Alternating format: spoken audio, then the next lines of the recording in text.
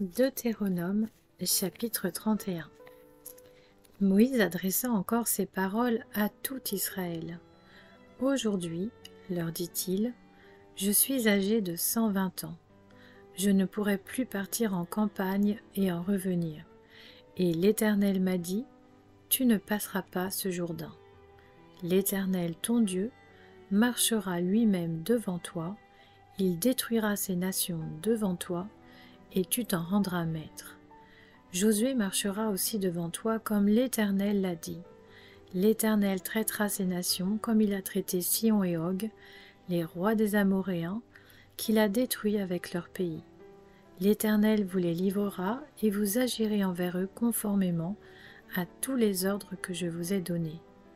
Fortifiez-vous et prenez courage. N'ayez pas peur et ne soyez pas effrayés devant eux, car l'Éternel ton Dieu marchera lui-même avec toi.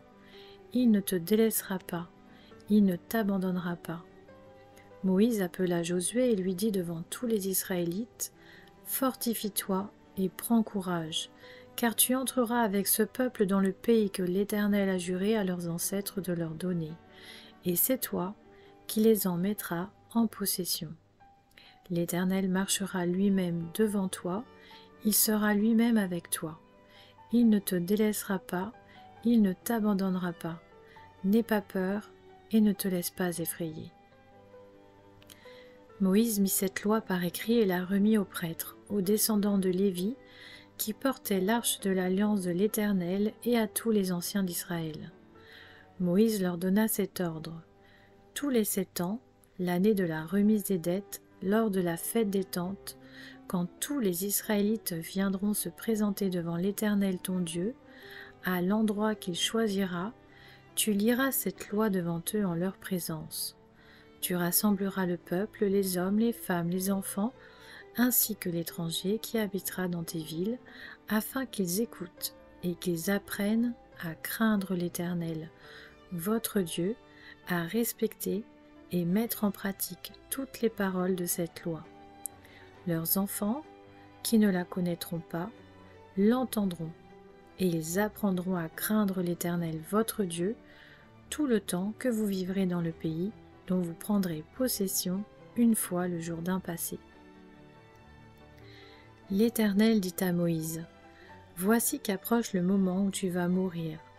Appelle Josué et présentez-vous dans la tente de la rencontre. Je lui donnerai mes ordres. » Moïse et Josué allèrent se présenter dans la tente de la rencontre. L'Éternel apparut dans la tente dans une colonne de nuée, et la colonne de nuée s'arrêta à l'entrée de la tente. L'Éternel dit à Moïse, « Voici que tu vas te coucher avec tes ancêtres. Ce peuple se mettra à se prostituer aux dieux étrangers du pays où il entre. Il m'abandonnera et violera mon alliance, celle que j'ai conclue avec lui. Ce jour-là, ma colère s'enflammera contre lui. Je les abandonnerai et je me cacherai à eux. Il sera dévoré, il sera atteint par une foule de malheurs et de situations de détresse. Alors il dira, « N'est-ce pas parce que mon Dieu n'est pas au milieu de moi que ces malheurs m'ont atteint? Et moi, je me cacherai ce jour-là à cause de tout le mal qu'il aura fait en se tournant vers d'autres dieux. » Maintenant, mettez par écrit le cantique qui suit. Enseigne-le aux Israélites, mets-le dans leur bouche, et que ce cantique me serve de témoin contre les Israélites. En effet, je vais conduire ce peuple vers le territoire que j'ai juré à ses ancêtres de lui donner, un pays où coule le lait et le miel. Il mangera à satiété, s'engraissera, puis il se tournera vers d'autres dieux et les servira. Il me méprisera et violera mon alliance. Quand il sera alors atteint par une foule de malheurs et de situations de détresse, ce cantique déposera en tant que témoin contre ce peuple, car sa descendance ne l'oubliera pas. Je connais en effet ses dispositions. Elles se manifestent aujourd'hui déjà, avant même que je l'ai fait entrer dans le pays que j'ai juré de lui donner. » Ce jour-là, Moïse écrivit le cantique qui suit, et il l'enseigna aux Israélites. l'Éternel donna ses ordres à Josué, fils de Nun. Il dit, « Fortifie-toi et prends courage, car c'est toi qui feras entrer les Israélites dans le pays que j'ai juré de leur donner. Je serai moi-même avec toi. » Lorsque Moïse eut complètement fini d'écrire dans un livre les paroles de cette loi, il ordonna aux Lévites qui portaient l'arche de l'alliance de l'Éternel, « Prenez ce livre de la loi et mettez-le à côté de l'arche de l'alliance de l'Éternel, votre Dieu. Il sera là comme témoin contre toi. En effet, je connais ta révolte et ton esprit réfractaire. Si vous vous révoltez contre l'Éternel pendant que je suis encore en vie au milieu de vous, combien plus le ferez-vous après ma mort? Rassemblez devant moi tous les anciens de vos tribus et vos officiers. Je dirai ces paroles en leur présence et je prendrai le ciel et la terre à témoin contre eux. Oui, je sais qu'après ma mort vous vous corromprez et que vous vous écarterez de la voie que je vous ai prescrite. Le malheur finira par vous atteindre quand vous ferez ce qui est mal aux yeux de l'Éternel, au point de l'irriter par votre manière d'agir. Deutéronome, chapitre 32. Moïse fit entendre à toute l'assemblée d'Israël la totalité du cantique qui suit. Ciel, prête l'oreille et je parlerai. Terre, écoute les paroles de ma bouche.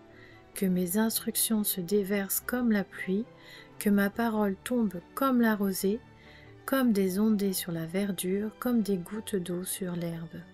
Oui, je proclamerai le nom de l'Éternel. Rendez gloire à notre Dieu. Il est le rocher. Ce qu'il accomplit est parfait, car toutes ses voies sont justes.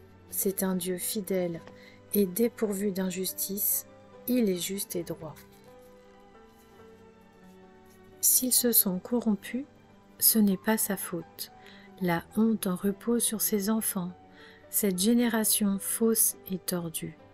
Est-ce l'Éternel que vous en rendrez responsable, peuple fou et dépourvu de sagesse? N'est-il pas ton père, ton maître? N'est-ce pas lui qui t'a formé et qui t'a établi? Souviens-toi des jours d'autrefois, passe en revue les années, génération par génération. Interroge ton père et il te l'apprendra, tes vieillards et ils te le diront. Quand le Très-Haut a donné un héritage aux nations, quand il a séparé les humains, il a fixé les frontières des peuples d'après le nombre des Israélites. En effet, la part de l'Éternel, c'est son peuple, Jacob et sa part d'héritage. Il l'a trouvé dans une région déserte, dans un chaos rempli d'effroyables hurlements. Il l'a entouré, il a pris soin de lui, il a gardé comme la prunelle de son œil. Il s'est montré pareil à l'aigle, qui réveille sa couvée, voltige sur ses petits, déploie ses ailes, les prend et les porte sur ses plumes. L'Éternel seul a conduit son peuple. Il n'y avait avec lui aucun dieu étranger. Il l'a fait monter sur les hauteurs du pays, et Israël a mangé les produits des champs. Il lui a fait sucer le miel du rocher, l'huile qui sort du rocher le plus dur, le lait caillé des vaches et le lait des brebis, avec la graisse des agneaux, des béliers du Basan et des boucs, avec la fleur du blé, et tu as bu le sang du raisin, le vin. Jéshurun est devenu gras et il s'est cabré. Tu es devenu gras, épais, dodu. Il a abandonné Dieu son Créateur. Il a méprisé le rocher de son salut. Ils ont excité sa jalousie par des dieux étrangers. Ils l'ont irrité par des pratiques abominables. Ils ont offert des sacrifices à des démons qui ne sont pas dieux, à des dieux qu'ils ne connaissent pas, des dieux nouveaux, apparus depuis peu, et que vos ancêtres n'avaient pas craint.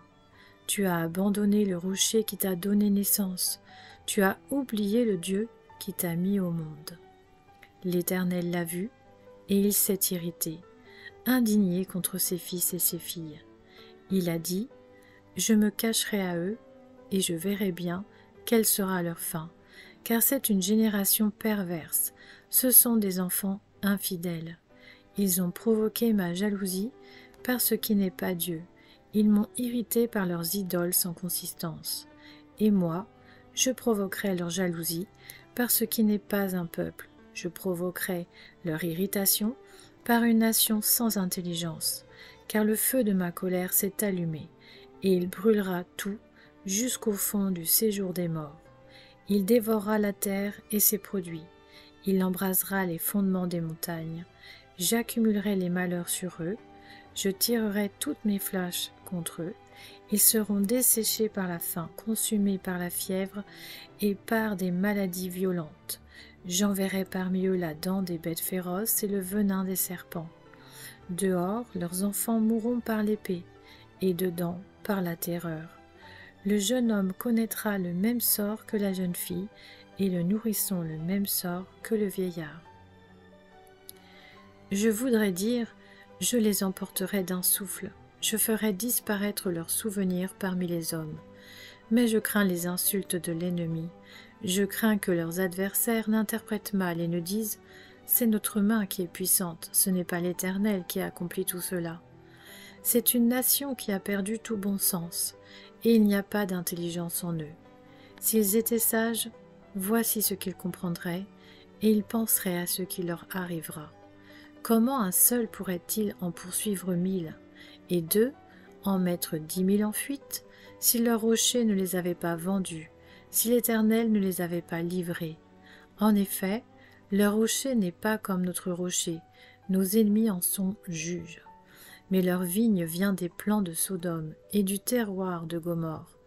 Leurs raisins sont des raisins empoisonnés, leurs grappes sont amères, leur vin, c'est le venin des serpents, c'est le poison cruel des vipères. Cela n'est-il pas caché près de moi, scellé dans mes trésors? C'est à moi qu'appartient la vengeance, c'est moi qui leur donnerai ce qu'ils méritent quand leur pied trébuchera. En effet, le jour de leur malheur est proche, et ce qui les attend ne tardera pas. L'Éternel jugera son peuple, mais il aura pitié de ses serviteurs en voyant que leur force est épuisée, et qu'il n'y a plus ni esclaves, ni hommes libres. Il dira, où sont leurs dieux, le rocher qui leur servait de refuge, ces dieux qui mangeaient la graisse de leurs sacrifices, qui buvaient le vin de leurs offrandes? Qu'ils se lèvent, qu'ils vous secourent, qu'ils vous couvrent de leur protection. Voyez donc que c'est moi qui suis Dieu, et qu'il n'y a pas d'autre Dieu que moi. C'est moi qui fais vivre et mourir, qui blesse et guérit, et personne ne peut délivrer de ma main. En effet, je lève ma main vers le ciel et je dis, je vis éternellement. Si j'aiguise mon épée fulgurante, et si ma main s'empare du jugement, je me vengerai de mes adversaires, et je punirai ceux qui me détestent. Mon épée dévorera leur chair, et j'enivrerai mes flèches de sang, du sang des blessés et des prisonniers, de la tête des chefs de l'ennemi. Nation, réjouissez-vous avec son peuple, car l'Éternel venge le sang de ses serviteurs, il se venge de ses adversaires, et fait l'expiation pour son pays, pour son peuple. Moïse vint prononcer toutes les paroles de ce cantique en présence du peuple. Josué, fils de Nun, était avec lui. Lorsque Moïse eut fini de prononcer toutes ces paroles devant tous les Israélites, il leur dit, « Prenez à cœur toutes les paroles que je vous supplie aujourd'hui de recommander à vos enfants, afin qu'ils respectent et mettent en pratique toutes les paroles de cette loi. En effet, ce n'est pas une parole sans importance pour vous. C'est votre vie, et c'est par elle que vous pourrez vivre longtemps dans le pays dont vous aurez la possession une fois le Jourdain passé. » Le même jour, l'Éternel dit à Moïse, « Monte sur ce sommet des montagnes d'Abarim, sur le mont Nebo dans le pays de Moab, vis-à-vis de Jéricho, et regarde le pays de Canaan que je donne en propriété aux Israélites. Tu mourras sur la montagne où tu vas monter, et tu iras rejoindre les tiens, tout comme ton frère Aaron est mort sur le mont Hor, et est allé rejoindre les siens. En effet, vous avez péché contre moi au milieu des Israélites, près des eaux de Mériba, à Kadès, dans le désert de Tsin, et vous n'avez pas respecté ma sainteté au milieu des Israélites. Tu verras le pays devant toi, mais tu n'entreras pas dans le pays que je donne aux Israélites.